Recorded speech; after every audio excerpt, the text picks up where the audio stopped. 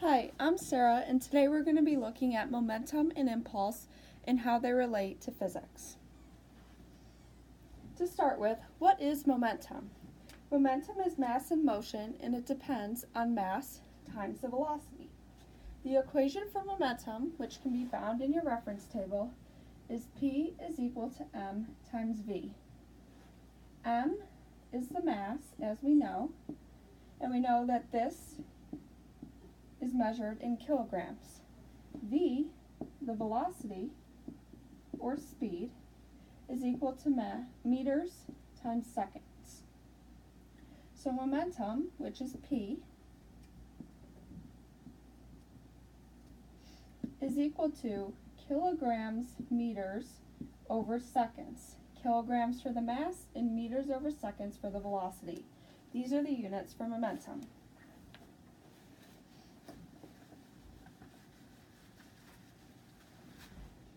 Impulse is the product of force net times time. Impulse, which is J, is equal to force net times time. This as well can be found in your reference table. Force net, which we know force is measured in newtons, times time, which is measured in seconds.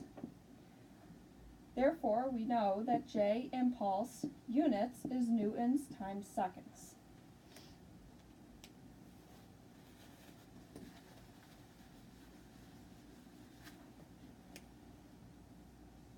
If you have a time versus force graph where time in seconds is on the x-axis and force in newtons is on the y-axis, after we plot our data, we know that the area underneath the line is equal to the impulse.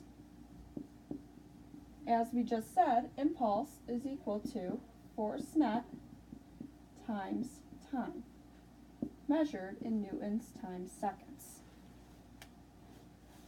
Let's do a couple practice problems so we can determine if we are solving for momentum or impulse.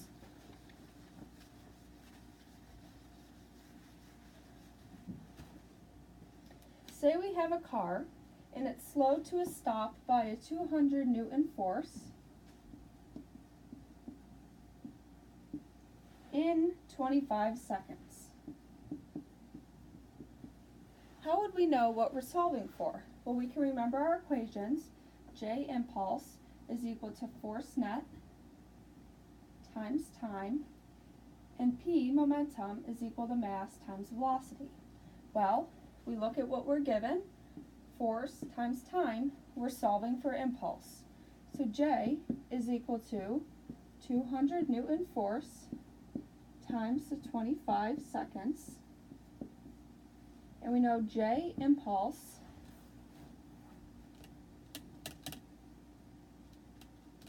is equal to 5,000 newtons times seconds.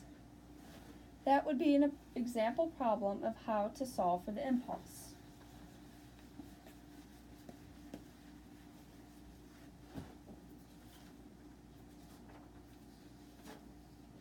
Now, what if we were given another problem where we have a 3,000 kilogram car that's traveling at 5 meters per second, and we also have another 1,500 kilogram car traveling at 10 meters per second? Well, we come back to our equations.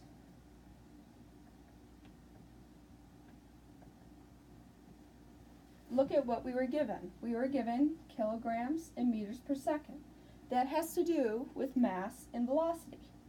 So we go back, look at our equations, and realize we are solving for momentum.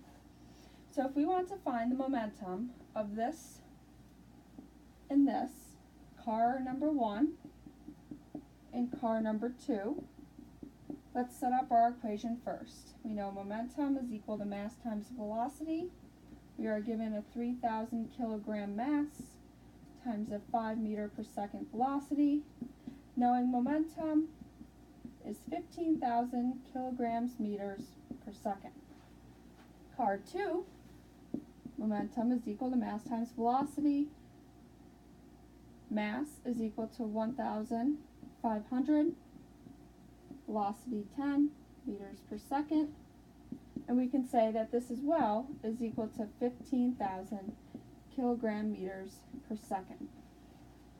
Now, you might think, how do we get the same answer given that the mass is different and the velocity is different between car 1 and car 2? Well, we can consider this considering the relationship between mass and velocity. We can say that when mass increases, velocity must decrease, or when mass decreases, velocity must increase in order to have constant momentum.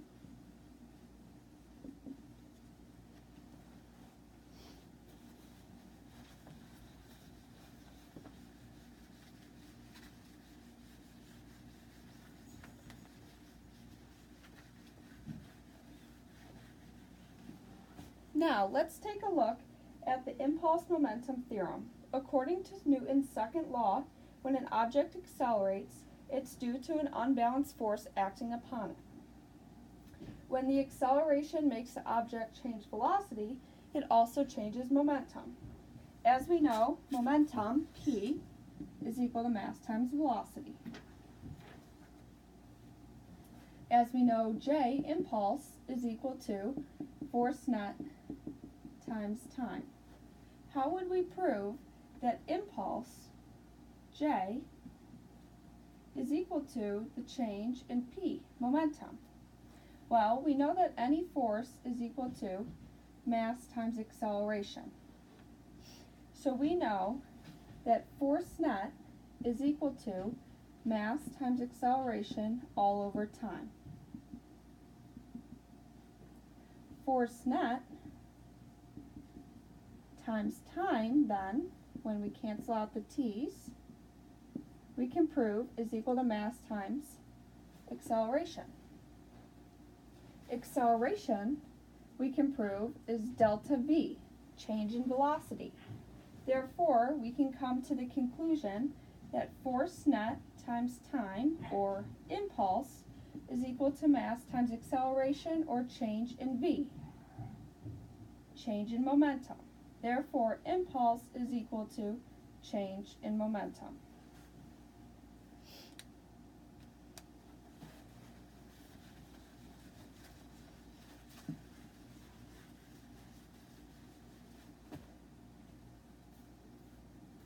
So, for example, say we have a 30 Newton force acting on a 5 kilogram mass for 50 seconds. We are constructed to find the impulse. Well, we know J, impulse, is force net times time, 30 newtons times 50 seconds. That gives us 1,500 newtons per second.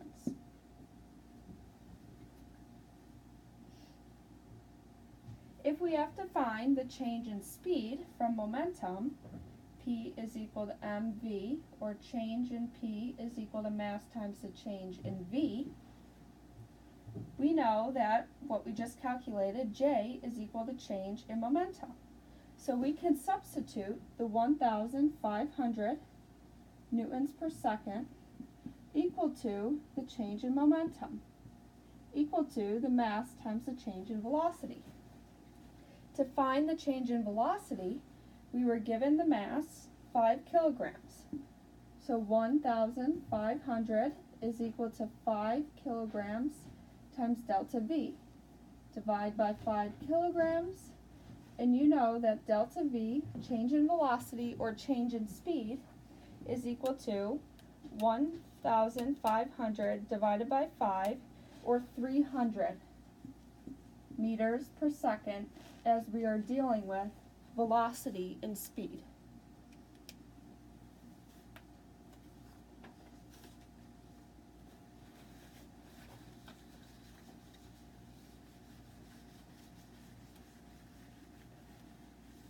Furthermore, we can study collisions and the conservation of momentum and see how they relate. Conservation of momentum states that the total momentum before a collision is equal to the total momentum after a collision. The momentum P before is equal to the momentum P after.